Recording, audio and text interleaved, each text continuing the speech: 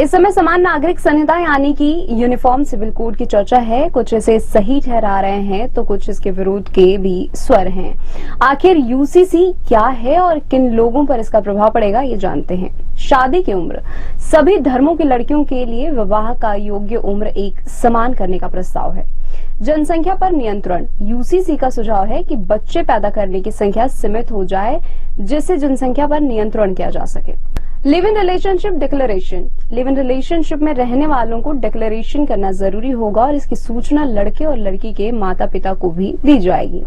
विवाह रजिस्ट्रेशन अनिवार्य, भारत में कई धर्म हैं जिनके अपने अपने रीति रिवाज से विवाह होते हैं। अब सभी को अपने विवाह को रजिस्टर्ड कराना होगा।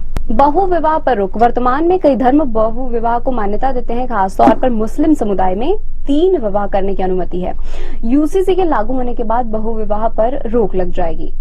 हलाला और इद्दत पर रोक, तलाक के बाद मुस्लिम पति पत्नी फिर विवाह करना चाहें तो हलाला और इद्दत जैसी प्रक्रियाओं से गुजरना पड़ता है। यूसीसी के लागू होते ही ये प्रक्रियाएं खत्म हो जाएंगी। गोद लेने के अधिकार, यूसीसी कानून के बनते ही मुस्लिम महिलाओं को भी नया बच्चा गोद लेने का अधिकार मिलेगा। बच्चों की देखरेख, माता पिता की मौत के बाद अनाथ बच्चों की गार्जियनशिप की प्रक्रिया को आसान और मजबूत बनाया जाएगा। लड़कियों को संपत्ति में बराबर का अधिकार, सभी धर्मों के लड़कियों को संपत्ति में बराबर का अधिकार हासिल होगा।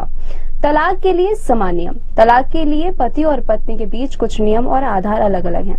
यूसीसी लागू होते ही पति पत्नी के लिए तलाक के समान आधार लागू होंगे। पति की मौत के बाद की मुआवजा राशि, पति की मौत के बाद पत्नी को मुआवजा राशि मिलती है और मृतक के माता पिता बेसहारा रह जाते हैं। यूसीसी का सुझाव है कि विधवा पत्नी पर बूढ़े सास ससुर के भरण पोषण की जवाबदारी रहेगी। वह दूसरा विवाह करती है तो मुआवजा मृतक के माता पिता को मिलेगा।